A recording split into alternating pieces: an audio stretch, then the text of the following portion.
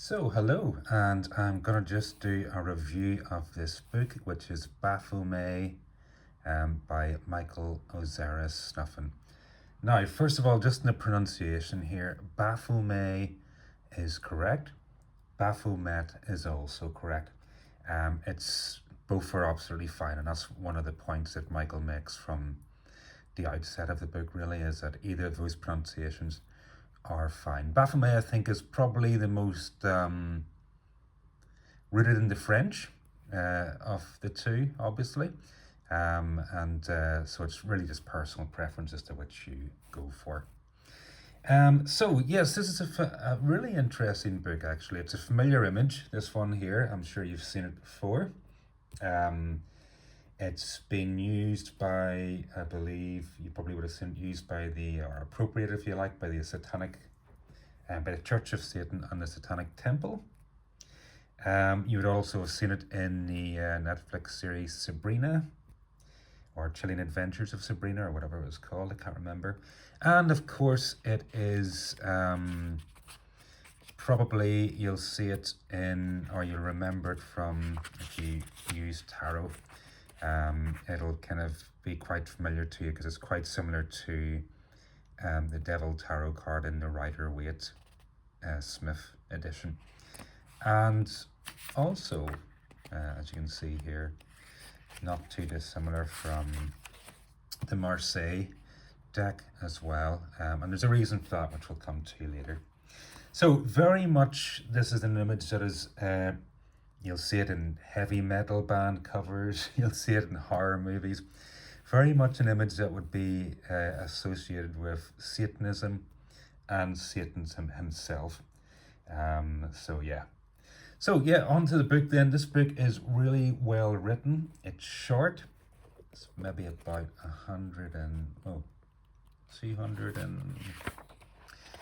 230 odd pages, 231 pages, minus the index. It's concise, it's really accessible, really easy to read. And it goes into both the history around Baphomet, around this figure, this iconography, and also then the practices or rituals that would be associated or have been associated with Baphomet through the ages. So, and it's really interesting because the author himself, Michael Osiris Snuffin, I hope I'm pronouncing that all right, he says that he wasn't really working with the iconography of Baphomet from any kind of practice-based way until he started writing the book. And then he got so involved in this iconography and in this character that he decided to kind of formulate his own practices around him. And then that makes up part of the book. He shares some of those.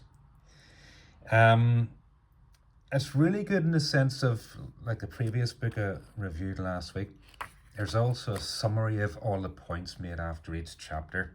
And I find that really good in terms of just helping you digest the information and retain it. So yeah, really good, really well written, excellent for anybody who wants an introduction to this character. I didn't know very much about Baphomet until I read this book. So for me, I was coming in very fresh, and I was, exactly the kind of style of writing that I needed. So what is contained in the book? Basically, you've got a history of Baphomet, and that takes it from the Templars in the 14th century. And the Templars were these kind of like holy monastic knights that were involved in the Crusades. And interestingly, where Baphomet came from, it seems, from a historical perspective, is that the Templars, whenever they fell out of favour, were accused by some folks of idolatry. And during the trials, some of them were tortured, and they came up with, whenever they were being tortured, apparently they came up with this name Baphomet as the name of the idol, or the name of the deity or the demon they were worshipping. It was then forgotten about until maybe the 18th century, when the Freemasons claimed that they actually descended from the Templars. And then they were basically accused of wrongly accused basically of worshipping Baphomet as well. Um, there was a bit of conspiracy theory started floating around about Baphomet and the Masons and that kind of thing. It was then the actual image comes from this image, this drawing itself on the front cover, comes from Eliphas Levi or Levy, not sure the pronunciation there, in 1856.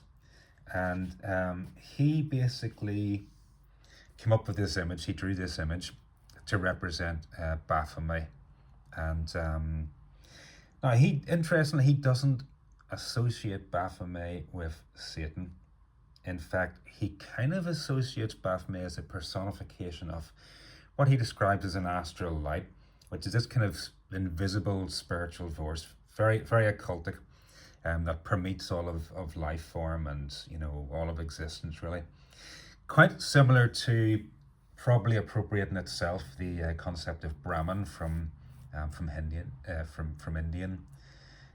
kind of philosophy and Vedic philosophy. So yeah, he was, with this image, he is very much inspired by the Marseille tarot deck that I showed you before. And you've got the hands going up and down, as above as below, really, is what it's kind of trying to say there. The two words here, solve and coagula, are really a nod to alchemism, that kind of occultic philosophy of alchemism and practice. And it's the two key, I suppose, concepts within alchemy is dissolve and coagulate. And whether you're looking at it from the kind of concept of alchemy as a science, this kind of idea, cultic idea of changing base metals into gold, or whether you're kind of using that as a metaphor with a kind of spiritual angle. Interestingly, as you can see, the pentagram, which represents the elements, I believe for Levy, is the right way around, whereas in later incarnations of Baphomet, say for example, Anton LaVey's appropriation of the image for the Church of Satan, Baphomet's head would be supplanted into an upside down, an inverted pentagram. So that's really interesting, and it's great the way the author addresses that and kind of reestablishes it or reworks it. Whether you use the pentagram upside or down, inverted or the right way around, if you like. He kind of has a new angle on that in terms of practice, which is really interesting, I think. Part of this book really traces a history then of this image from how Levy used it, right through to how Aleister Crowley started to use and appropriate the image. And I use the word appropriate loosely. I'm not kind of saying it necessarily a bad thing here. How Crowley kind of used the image, then Anton LaVey.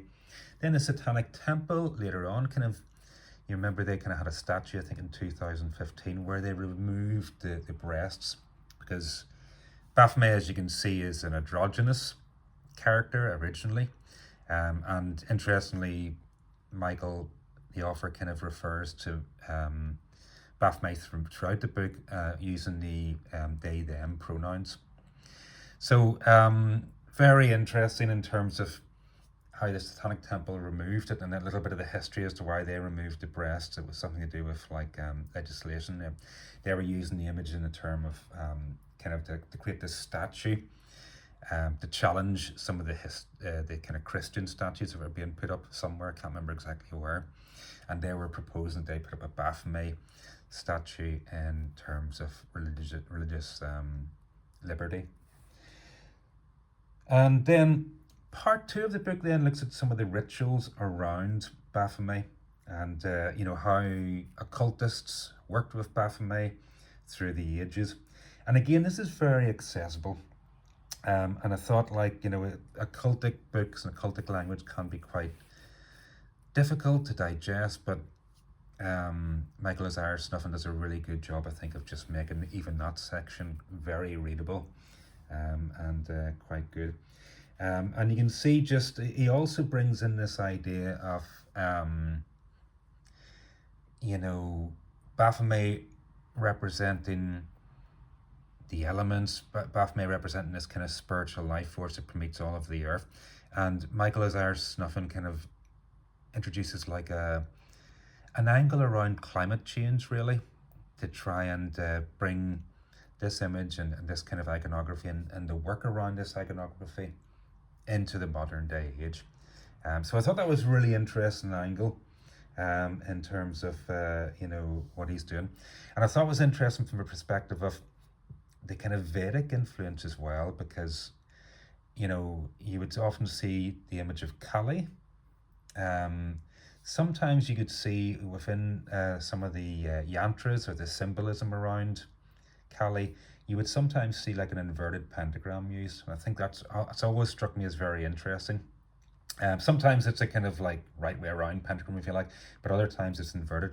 And I think it's this idea of the spirit descending into matter, where you don't separate almost in a Gnostic or kind of dualistic idea, spirit from matter, but you see basically all of life, all of the world, as having this kind of spiritual energy, if you like, whether you look at that metaphorically like I do, or whether you look at it actually literally.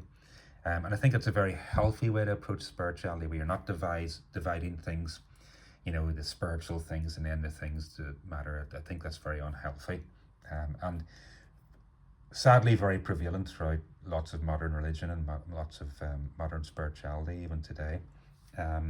But yeah, so from Michael Osiris Snuffin's perspective, when working with this imagery, when working with this iconography, he's going for that angle of seeing the whole world as your spiritual playground, so to speak.